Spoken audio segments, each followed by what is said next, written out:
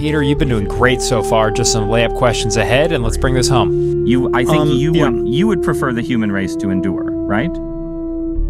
There's so many questions implicit in this. Should the human race survive?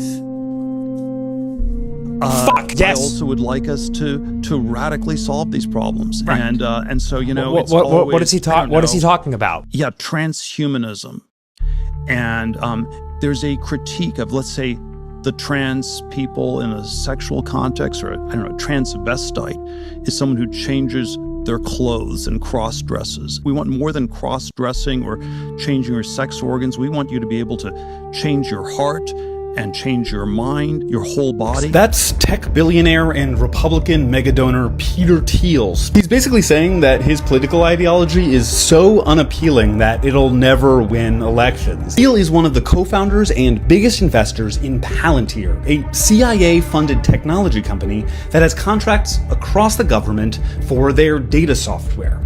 Thiel is not just at the forefront of war overseas, but the leader in facial recognition in America. He was one of the early investors in Clearview AI in 2017. The tech world was worried that this technology would be used for weaponization of people on American soil, and sadly, they were correct. He knows that he can use technology as a unilateral alternative to politics, and that should really freak you out. And Thiel's investment company now owns 10% of SpaceX. Thiel's connections don't stop there. He was also an early investor in YouTube, LinkedIn, and he was the first outside investor of Facebook in 2004. If you think about social media in terms of the algorithm, there's only one he doesn't have his hands in, and that's TikTok. You can't fight with cavalry. That doesn't work very well. And you have these new things, like drones, things like that. I won't get into that. But we have to fight with the weapons that apply to the battlefields in which we're engaged. And the most important ones are in social media. And the most important purchase that is going on right now is followers. TikTok, number one. And I hope it goes through because it can be consequential.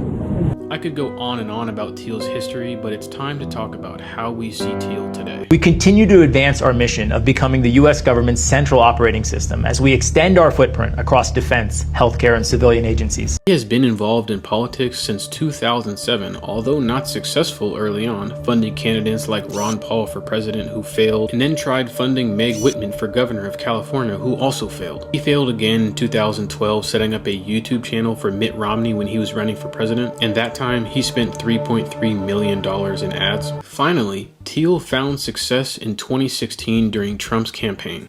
A person who was demoralized is unable to assess true information. The facts tell nothing to him. Even if I shower him with information, with authentic proof, with documents, with pictures, he will refuse to believe it. But what matters is essentials: economy, foreign relations, defense systems. And you can see it quite clearly that in some areas, in such sensitive areas as defense and economy, with a violent change of power, structure, and economy, you have so-called the period of normalization. It may last indefinitely. His power within politics would skyrocket. He has now funded Ted Budd, Senator of Washington, D.C., Ted Cruz, Senator of Texas, Blake Masters, Senator of Arizona, Eric Schmidt, Senator of Missouri. He has funded these House of Representative members: Tom Cole, Mike Gallagher, Harriet Hageman, Brian Harrison, Joe Kent, Kevin McCarthy, Chris Stewart, Michael Waltz, Patrick Witt.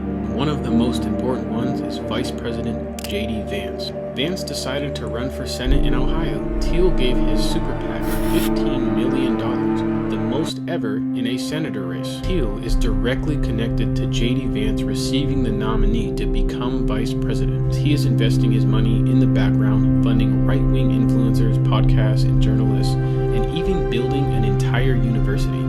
Thiel also has an insane amount of connections to the people that Trump is bringing in to run different parts of the government. For example, Trump has chosen Jim O'Neill to work alongside Robert F. Kennedy for the Department of Human and Health Services.